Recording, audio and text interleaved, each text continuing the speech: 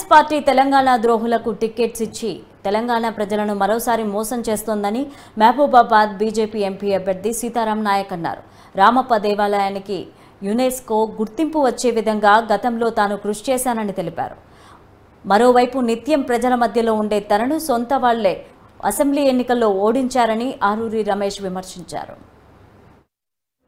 ఈ దేశంలో ప్రజలు ఇవాళ మోడీ గారని ఏదైతే ఈ దేశం సుస్థిరమైన పాలన ఇస్తున్నటువంటి వారి మూడోసారి కూడా ప్రధానమంత్రి చేయాలనుకునేటువంటి విధానంలో అబ్కి బార్ 400 పార్ అనేటువంటి ఒక నినాదంతో ఎలక్షన్లు రేపు 13వ తారీఖు నాడు మన తెలంగాణలో ప్రారంభం అవుతుంది. మిత్రులారా, నా గురించి ప్రత్యేకంగా నేను చెప్పుకోవాల్సింది ఏమీ లేదు. ఈ తెలంగాణ రాష్ట్ర సాధనలో నా వంతు పాత్ర నేను పోషించిన విషయం మీకు తెలిసిందే. నా పేరే ఉద్యమ యోధుల జమానత్దార్గా. కానీ మీకు ఎందుకంటే ఒక విషయాన్ని మేము ముందు ఉంచాలి. చాలామంది బీఆర్ఎస్ పార్టీలో ఏమాత్రం సంబంధం లేనటువంటి వాళ్ళు వచ్చి వాళ్ళు ఏ విధంగా వెళ్ళిపోతున్నారో మీరు గమనిస్తూ ఉన్నారు. కానీ ఇక్కడ ఉన్నటువంటి సీతారాం నాయక్ ఈ తెలంగాణ ఉద్యమంలో నా శక్తి వంచన లేకుండా పనిచేసిన నేను బీఆర్ఎస్ పార్టీ ఎందుకో నన్ను దూరం పెట్టి 5 సంవత్సరాలు అధికారంలో ఉన్నా కూడా తెలంగాణ ద్రోహులకు అవకాశం ఇచ్చింది. తెలంగాణ ద్రోహులకు టికెట్ ఇచ్చిన విషయం మీకు తెలుసు.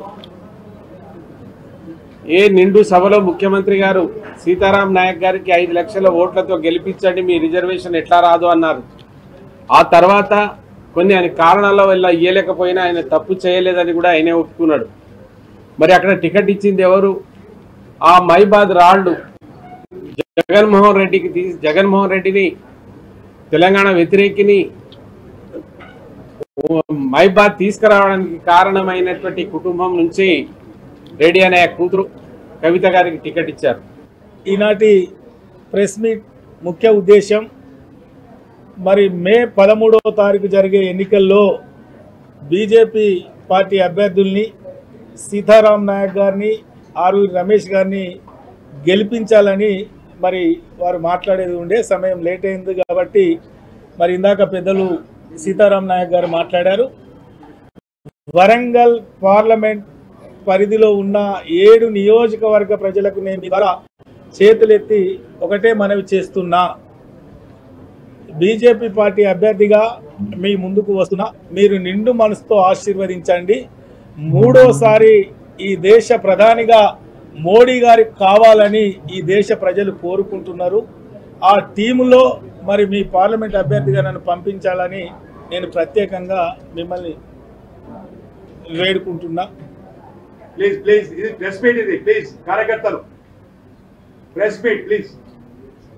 ముఖ్యంగా మీ అందరికీ తెలుసు, తెలంగాణ ఉద్యమంలో నా పాత్ర ఏంది. తెలంగాణ రాష్ట్ర ఏర్పాటు తర్వాత నాకు వచ్చిన అవకాశాల్లో వర్ధన్నపేట నియోజకవర్గ ప్రజల ఆశీర్వాదంతో మరి గత 10 సంవత్సరాలుగా ఈ నియోజకవర్గ ప్రజల మధ్యలో ఉన్నాను. ప్రజల మంచి చెడులో ఉన్నాను, ఆపద సంపదలో ఉన్నాను, అభివృద్ధి సంక్షేమంలో ఉన్నాను, కార్యకర్త కష్ట సుఖాల్లో ఉన్నాను. మరి 3వసారి కూడా అవకాశం వస్తే మరి ప్రజలు నిండు మనసుతో ఆశీర్వదించారు. కొంతమంది వితిన్ పార్టీలో పార్టీ ద్రోహులు, మొన్ననే పార్టీ మారిన వారు కావాలి అని వెన్నుపోటు పొడిచి కడుపులో కత్తులు పెట్టుకొని కౌగలించుకొని మరి 3వసారి గెలిస్తే ఎక్కడ మంత్రిగా పోటీ వస్తారో అని మరి మొన్నటి